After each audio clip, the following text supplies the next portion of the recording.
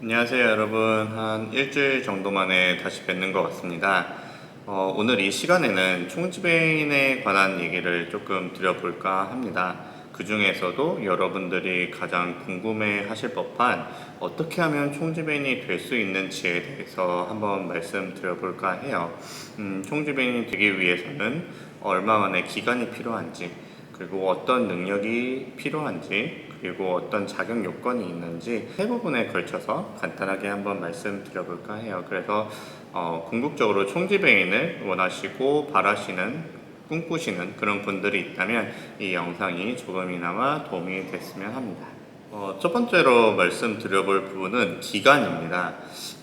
이거는 사실 제가 만들어 놓은 파워포인트를 보면서 설명해 드리는 게 더 와닿으실 것 같아서 간단하게 파워포인트를 띄워놓고 한번 설명을 드려볼까 합니다.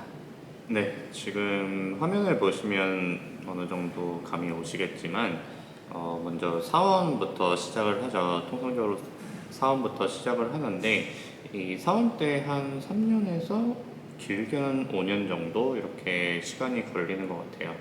아무래도 사원 때는 프론트업에 대해서 익혀가는 시기인 만큼 어느 정도 다지는 그런 시간이 필요하기 때문에 상대적으로 주인보다 좀 더 오래 걸린다고 볼 수 있고요. 그리고 이제 이 과정을 넘어서 주임으로 넘어가게 되면 짧게는 1년, 저 같은 경우는 1년 했는데 짧게는 1년에서 한 길게는 3년 정도의 시간을 여기서 보내는 것 같아요. 그리고 그 다음에 이제 대리 과장인 AFOM, 이제 어시스턴트 프론트 오피스 매니저, 그리고 프론트 오피스 매니저로 넘어가는데 이 구간이 제가 볼 땐 제일 길다고 생각을 하거든요. 통상적으로 이게 딱 정할 수는 없지만 한 짧게는 정말 짧게는 이 AFOM과 FOM 이 과정을 다 거친다는 전제 하에 4년 정도, 그리고 좀 길게는 한 8년. 그리고 이 부분에서 사실은 이제 타 부서로의 트랜스퍼가 조금 이루어져야 돼요. 만약에 제너럴 매니저를 원하시는 분들이라면. 저희 브랜드 같은 경우에는 한 부서의 부서장만 돼서는 제너럴 매니저가 될 수 없고, 이제 최소 2개 이상의 그 부서의 부서장을 역임해야지만 총지배인 양성 과정을 밟을 수 있는 자격 요건이 주어지기 때문에 이 구간이 다른 구간보다 제일 많은 그런 어떤 기간을 소요한다고 볼 수 있어요. 그리고 전체적으로 그런 기간이 끝나게 되면 오퍼레이션 매니저라는 오퍼레이션 관련된 총괄자를 역임을 하게 되는데, 이 구간은 상대적으로 제가 그냥 하셨던 분들을 봤을 때는 상대적으로 좀 짧았던 것 같아요. 한 2년에서 4년. 여기까지 가시면 사실은 이제 총지배인 직전이라고 보시면 돼요. 사실 이 부분에 대해서는 그 다음에 이제 총지배인이 되게 됩니다. 그래서 요 과정을 쭉쭉쭉쭉쭉 이제 모아 보면 최소 10년, 10년은 정말 짧은 거고, 최소 10년에서 한 13년, 그리고 최대 한 20년에서 25년 정도 그렇게 통상적으로 걸린다고 볼 수가 있습니다. 사실 이 부분은 제가 아래에도 써놨지만 호텔 브랜드마다 그리고 몇 성급이냐에 따라서 너무나도 이제 천차만별이기 때문에 이거 가지고 뭐라 하시긴 없긴 해요. 대충 대략적으로 이런 과정을 거쳐서 총지배인이 되고 그 과정을 거치는 데 있어서 이런 기간이 소요된다는 것만 여러분들께 말씀드리는 겁니다. 아시겠죠? 네, 두 번째로는 자격입니다. 이 자격을 어떻게 따느냐 하면은 제가 속한 브랜드 같은 경우에는 총지배인 양성 과정을 거쳐야 합니다. 이 총지배인 양성 과정을 어떻게 거치게 되냐면 일단 각 호텔에서 그 후보자를 뽑습니다. 각 호텔에 이제 부서장들이 많잖아요. 그 부서장들 중에 그 호텔의 총지배인님께서 그 후보자를 그 중에서 선별을 합니다. 선별을 해서 각 호텔마다 한 명의 후보자가 양성 과정에 이제 가게 되는데, 거기서 이제 끝나는 게 아니라 한국 내에서는 굉장히 많은 브랜드의 호텔이 있잖아요. 뭐 저희 브랜드만 하더라도 뭐 20에서 30개 넘게 이렇게 있는 것 같은데, 그 중에서 3명을 간출입니다. 각 호텔마다 뽑힌 지원자들 중에서 이제 3명을 간추려서 또 여기서 끝나는 게 아니라 아시아 지역에 가서 또 경쟁을 해요. 아시아 지역에서 각 나라마다 뽑힌 사람들이 뭐 3명, 2명 뭐 이런 식으로 다 있을 거 아니에요. 그래서 그 사람들과 또 경쟁을 해가지고 최종적으로 이제 총지배인 양성 과정을 통과하게 되면 어디 지역을 가서도 총지배인을 할 수 있는 자격이 주어지게 됩니다. 그렇기 때문에 여러분들이 모시고 있는 그 총지배인님들이 사실은 진짜 다 대단하신 분들이에요. 뭐 이런저런 불만이 있을 수는 있지만 그런 어떤 엄청난 경쟁 과정을 뚫고 그 한두 개가 아니죠. 엄청난 경쟁 과정을 뚫고 총지배인이 되신 거기 때문에 그분들의 능력은 뭐 감히 저희가 상상할 수 없을 정도로 대단하다고 이렇게 미루어 짐작할 수 있습니다. 세 번째로는 능력 부분입니다.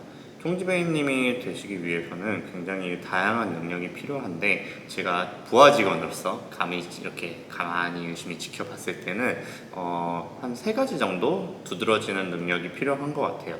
첫 번째는 리더십입니다. 아무래도 적게는 몇십 명, 그리고 많게는 몇백 명의 직원들을 통솔해서 이렇게 이끌어 가셔야 하는 만큼 이 리더십에 대한 부분은 이견이 없을 것 같아요.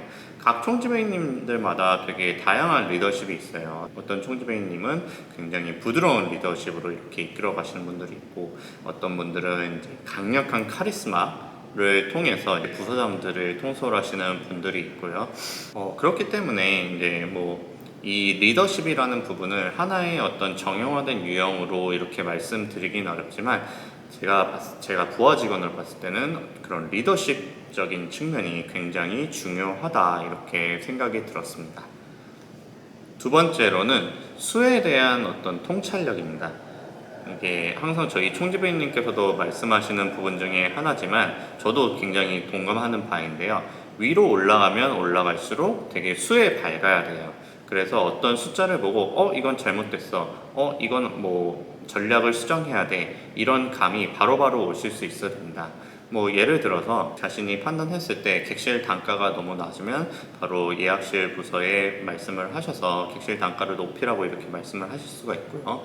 반대로 점유율이 낮은데 객실 단가가 너무 높다고 이렇게 판단이 되면 장기적으로 그 객실 단가를 조금 낮춰서 전략을 수정하시는 그런 인사이트가 있어야 되겠죠. 제가 말씀드린 거는 굉장히 단순한 부분이고 그거 말고도 뭐 한 해에 어떤 예산을 잡을 때 아니면 뭐 2년, 3년의 어떤 중장기적인 목표로 전략을 짜실 때 이 숫자에 대한 인사이트가 없으면 그 부분을 원활하게 하실 수가 없거든요.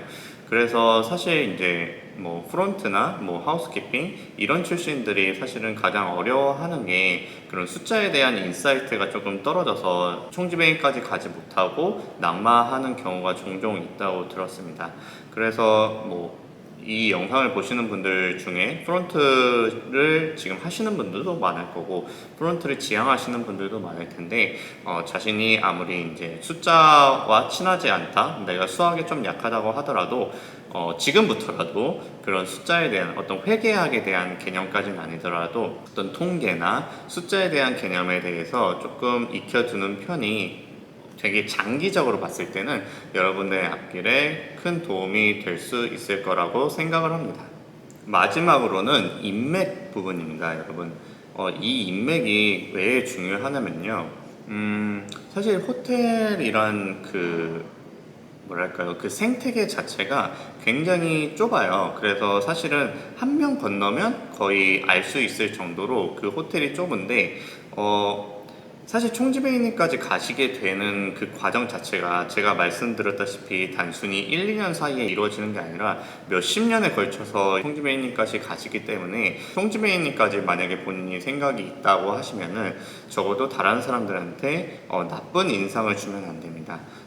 굉장히 나이스한 인상을 주고 또 사실 일을 하다 보면 내가 도움이 언제 필요할지 모르는 거거든요. 그렇기 때문에 총지배인이 되기 위해서 가장 필요한 능력 중에 마지막은 제가 볼 때는 어떤 인맥적인 부분, 그동안의 인맥을 어떻게 구성하셨는지, 그리고 단순히 동료 직원들 뿐만이 아니라 본인의 상사, 사장님, 오너 이런 분들과 어떤 인맥을 형성하셨는지가 총지배인 발령에 있어서 굉장히 저는 중요한 요소라고 생각을 합니다.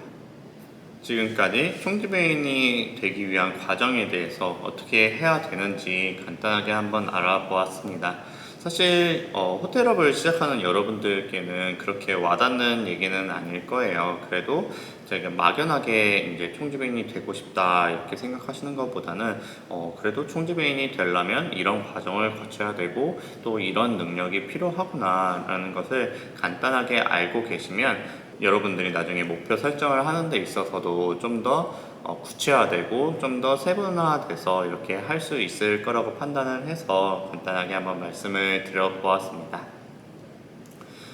오늘 영상은 여기까지고요.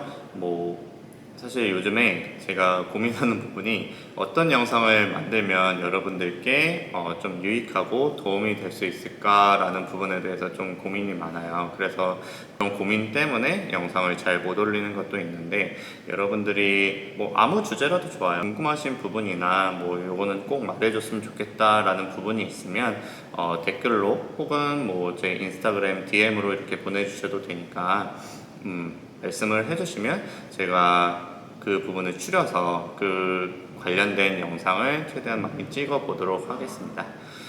요즘 날씨가 너무 더운데 항상 건강 조심하시고 그리고 사실 코로나 4단계 연장으로 해서 분위기가 안 좋잖아요. 분위기 안 좋은데 멘탈 관리 잘 하시고 최선을 다하고 즐거운 호텔 생활 하셨으면 좋겠습니다. 긴 영상 시청해주셔서 너무 감사드리고요. 다음 주에 다시 또 다른 영상으로 뵙도록 하겠습니다. 감사합니다.